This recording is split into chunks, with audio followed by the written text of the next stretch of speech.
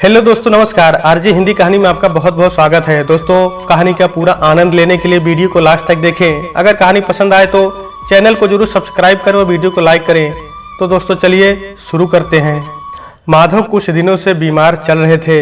50 साल की उम्र, सफ़ेद दाढ़ी, उस पर भी बीमारी के बाद की कमजोर हालत। ये सब देखकर घर के लोगों ने माधव की बेटी की शादी कर देने की सलाह दे दी।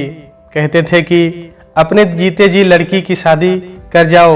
माधव ने अपने छोटे भाई से कहकर अपनी लड़की के लिए एक लड़का दिखवा लिया। माधव की लड़की गौरा 15 साल की थी। दिन भर एक छोटी सी फ्रॉक पहने सहेलियों के साथ घूमती रहती, गोटी खेलती, गांव के बाहर लगे आम के पेड़ पर चढ़कर गिल्ली फेंकने का खेल भी खेलती। जैसे ही गौरा की शादी के लिए लड़का मिला, वैसे ही उसका घर से निकलना कम कर दिया गया। अब गौरा घर पर ही रहती थी। मोहल्ले की लड़कियां उसके पास आती तो थी, लेकिन पहले जैसा माहौल नहीं था। गौरा की शादी खबर जब उन लड़कियों को लगी तो गौरा को देखने का उनका नजरिया ही बदल गया था। माधव ने फटाफट गौरा की शादी उस लड़के से तय कर दी। माधव की माली हालत तो ठीक नहीं थी, लेकिन जितना भी कर सकते थे करने में लग गए। शादी की तारीख आई, लड़के वाले बारात लेकर माधव के घर आ गए। लड़का गौरा से बड़ा था, वो 20-22 साल का था। गौरा को इन बातों से ज्यादा मतलब तो नहीं था, लेकिन इस वक्त उसे अपना घर छोड़कर जाना कतई अच्छा नहीं लग रहा था। शादी के बाद गौरा अपनी ससुराल चली गई, लेकिन रोते हुए। गौरा की शादी के कुछ दिन बाद ही माधव की बीमारी ठीक होने लगी। फिर कुछ ही दिनों में वे पूरी तरह से ठीक भी हो गए, मानो उस मासूम गौरा की शादी करने के लिए ही वे बीमार पड़े थे। उधर गौरा ससुराल पहुंची तो देखा कि वहां घर जैसा कुछ भी नहीं था। ना साथ खेलने के लिए सहेलियां थी और ना ही अपने घर जैसा प्यार करने वाला कोई। गौरा की सास दिन भर मुंह ऐंठे रहती थी। ऐसे देखती कि गौरा को बिना अपराध किए ही अपराधी होने का एहसास होने लगता। जिस दिन गौरा अपने घर से विदा होकर ससुराल पहुंची, उसके दूसरे दिन से ही उससे घर के सारे काम कराए जाने लगे। गौरा को चाय बनाना तो आता था, लेकिन सब्जी छोंकना, गोल रोटी बनाना नहीं आता था। जब ये बातें उसकी सास को पता चली तो वे गौरव को खरी खोटी सुनाने लगी। बहू, तेरी माँ ने तुझे कुछ नहीं सिखाया, ना तो दहेज दिया और ना ही ढंग की लड़की। कम से कम लड़की ही ऐसी होती कि खाना तो बना लेती। गौरा चुपचाप सास की खरी खोटी सुनती रही और जब भी अकेली होती तो घर और माँ की याद करके खूब रोती। दिन भर घर के कामों में लगे रहना और सास भी जानबूझकर उससे ज्यादा काम कराती थी। बेचारी गौरा जो सास कहती वही करती। शाम को पति के हाथों का खिलौना बन जाती। वो तो ठीक से 2 मीठी बातें भी उससे नहीं करता था।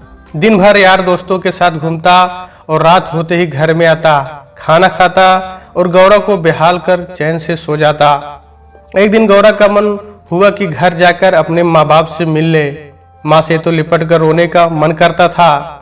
मौका देखकर गौरा अपनी सास से बोली, माता जी, मैं अपने घर जाना चाहती हूँ, मुझे घर की याद आती है। सास तेज आवाज में बोली, घर जाएगी तो यहाँ क्या जंगल में रह रही है? यहाँ कौन सा तुझ पर आरा चल रहा है?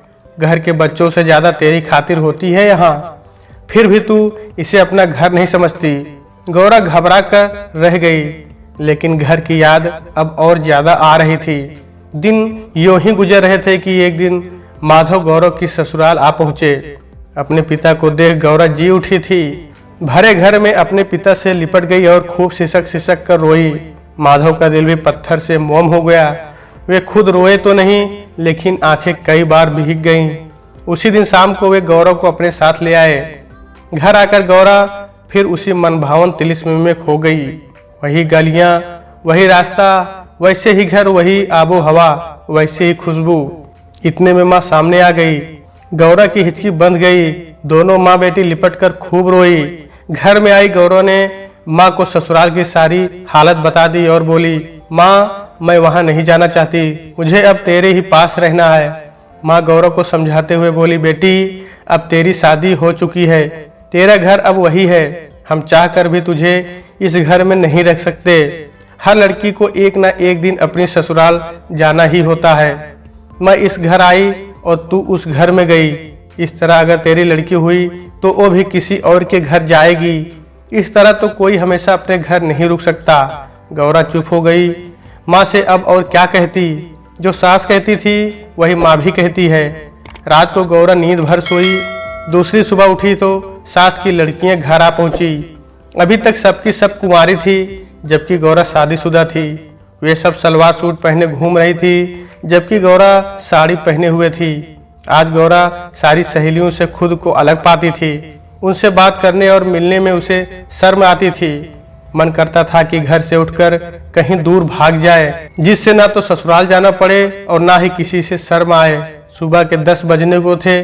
गौरा ने घर में रखा पुराना सलवार सूट पहना, जिसे वो शादी से पहले पहना करती थी, और माँ के पास जाकर बड़े प्यार से बोली, माँ तुम कहो तो थोड़ी देर बाहर घुमाऊं। गौरा बोली, हाँ बेटी घूमा, लेकिन जल्दी घर आ जाना, अब तू छोटी बच्ची नहीं है। गौरा मुस्कुराते हुए घर से निकल गई। उसकी नजर गांव के बाहर लगे आम के पेड़ के पास गई। मन खिल उठा। लगा जैसे वो पेड़ उसका अपना है। कदम बरबस ही गांव से बाहर की ओर बढ़ गए। हवा के हल्के झोंके और खेतों पेड़ों का सूनापन, चारों तरफ शांत सा माहौल और बेचैन मन, मानो फिर से लौट पड़ा हो गौरा का बचपन। हवा में पैर फेंकती सीधी आम के पेड़ के नीचे जा पहुंची।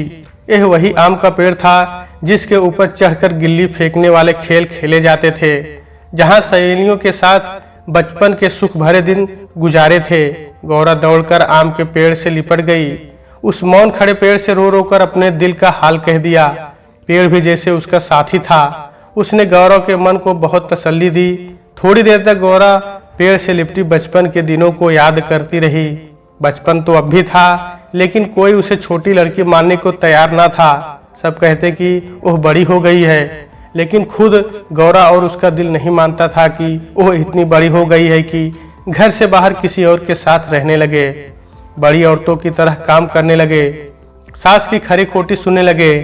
गौरा बैठी सोचती रही। मन में गुबार की आंधी चलती थी। फिर ना जाने क्या सोचकर अपना दुपट्टा उतारा और आम के पेड़ पर चढ़कर एक छोर को उसकी डाली से कसकर बांध दिया। फिर आम के पेड़ से उतरकर दूसरा छोर अपने गले में बांध लिया। अभी तक गौरा ठीक ठाक थी। खड़ी खड़ी थोड़ी देर तक वो अपने गांव को देखती रही। फिर एकदम से पैरों को हवा में उठा लिया। शरीर का सारा भार गले में पड़े दुपट्टे पर आ गया। दुपट्टा गले को कसता चला गया। आंखें बाहर निकल पड़ी थी। मुंह लाल पड़ गया था। थोड़ी ही देर में गौरा की मौत हो गई। अब उसे ससुराल नहीं जाना था और ना ही कोई परेशानी सहनी थी। कांटों पर चल रही मासूम सी जिंदगी का अंत हो गया था। जिस बच्ची के खेलने की उम्र थी, उस उम्र में उसे ना जाने क्या क्या देखना पड़ा। उसकी दिमागी हालत का अंदाजा सिर्फ वही लगा सकती थी। एक भी ऐसा शख्स नहीं था जो उस अबोध बच्ची को समझता। लेकिन आज सब खत्म हो गया था, उसकी सारी समस्याएं और उसकी जिंदगी। तो दोस्तों आज के वीडियो में बस इतना ही। कहानी आपको कैसी लगी कमेंट बॉक्स में जरूर बताइएगा। अगर कहानी पसंद आई है तो कृपया चैनल को जरूर सब्सक्राइब करें और वीडियो को लाइक करें। तो दोस्तों आपसे फिर मिलते हैं अगले वीडियो में। तब तक के लिए नमस्कार।